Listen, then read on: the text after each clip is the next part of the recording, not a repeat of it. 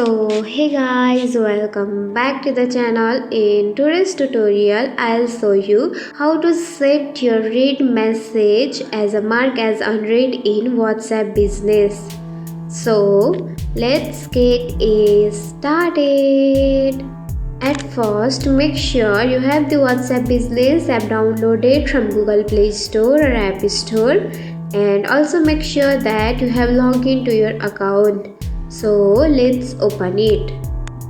Now see, this is the inbox of your WhatsApp, and to set as mark as unread, you can simply tap on message like this. Then you can see the various options of three dot, which is available on the top right corner of your screen. So tap on it.